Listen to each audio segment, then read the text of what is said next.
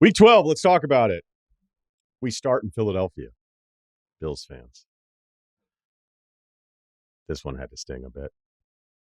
Buffalo's up 17-7, 24-14 later in the game. If you go to the half, Buffalo had run 28 plays in Philadelphia territory to Philadelphia running only 3 plays in Buffalo territory.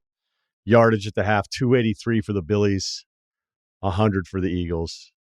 You're like, hey, this is why we have faith in the Bills. This is why we have faith in Josh Allen. There's a very short list of teams that you go in here and expect to win this game. Not that you'd pick the Bills, right? But you get the point. Like, hey, the Bills went to Philadelphia and won. All right, what happened?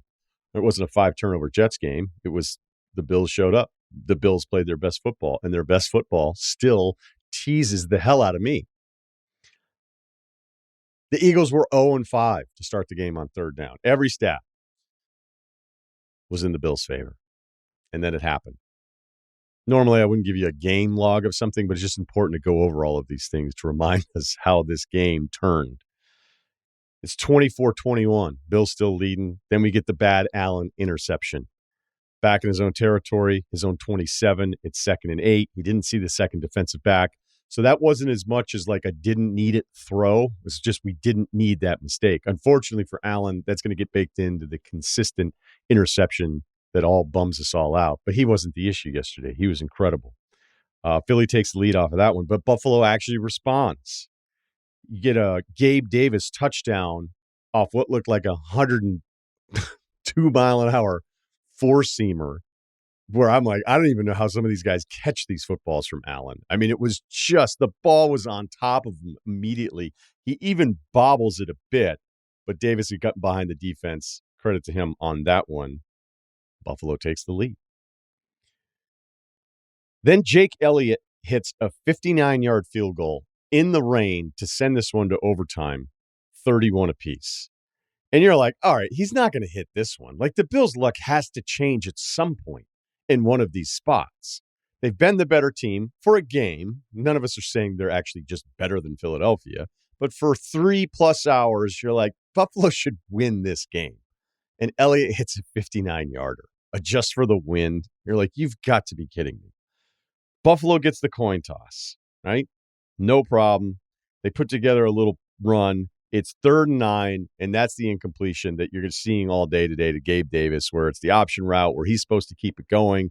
But I thought they did a really good job on the call of explaining that, like, originally it was for him to the corner, so that's why he did what he did, but he got past the defender.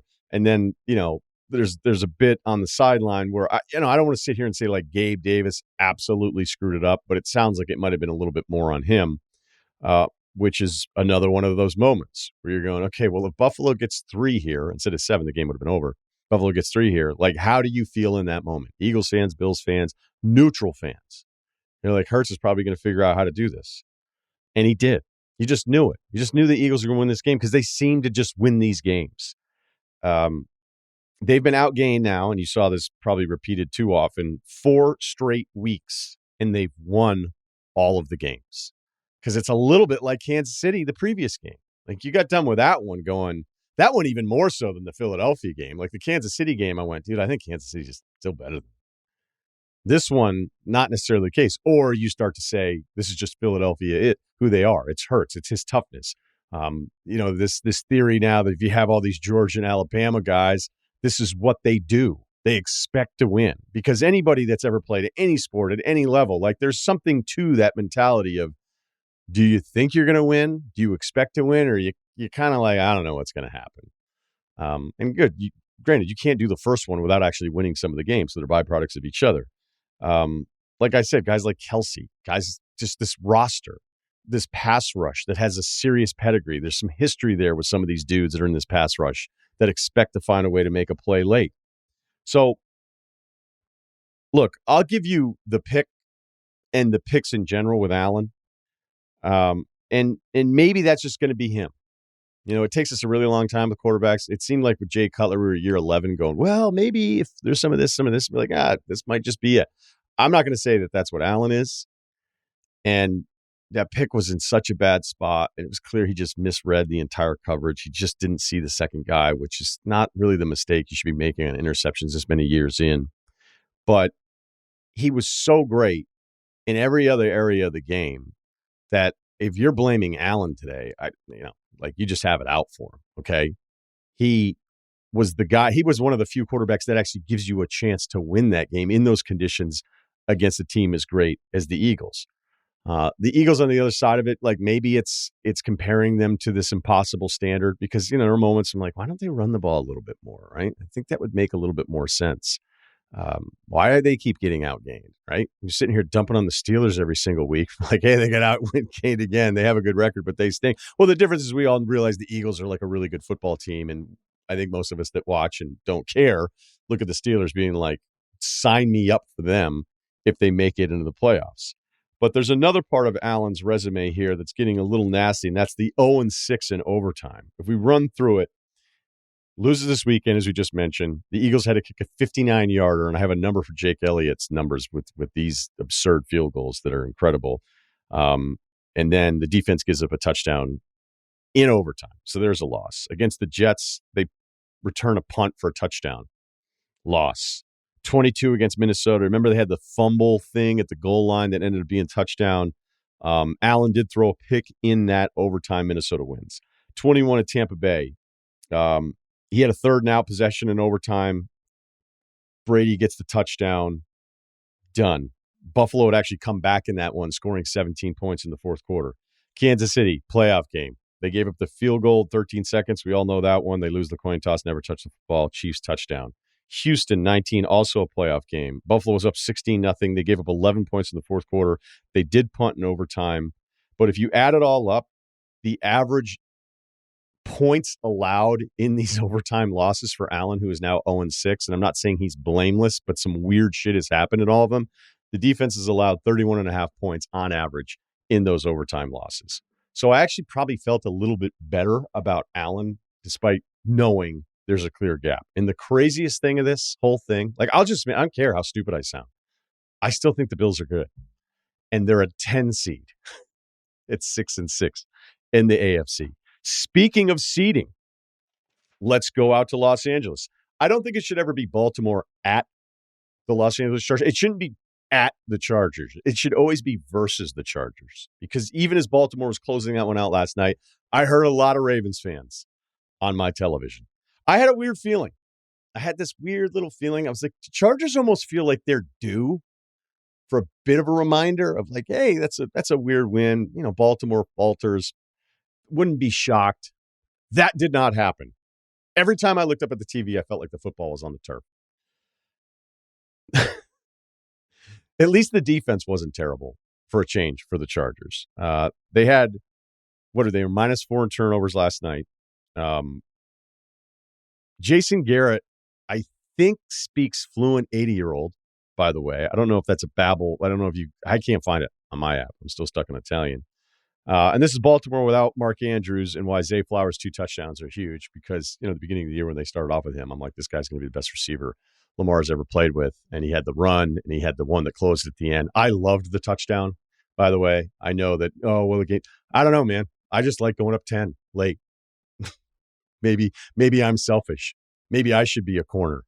But now we're paying attention to, and by the way, just a quick shout out to Keaton Mitchell, the running back here. His story is incredible. The rookie out of ECU, every time he touches the ball, you're scared. So it's one thing to be prepping the edges of trying to figure out what you're doing with Lamar and containing him. But if Mitchell gets it out on the edge, this guy's just a blur. And the numbers are backing up as well, just getting the ball in his hands more and more. So Baltimore's the 1 seed in the AFC. So let's talk seeding stuff still here. Over Kansas City. At this point, I'm not going to pick any team against Mahomes. I might just say, hey, I'll pick him for the Super Bowl right now. I know that seems stupid, but is it actually smart? If you compare the two defenses who've been the stories really for both of these teams, despite the comeback, again, Kansas City down 14-0 to the Raiders, and then you're like, Mahomes will figure it out. He does. Baltimore's number 2.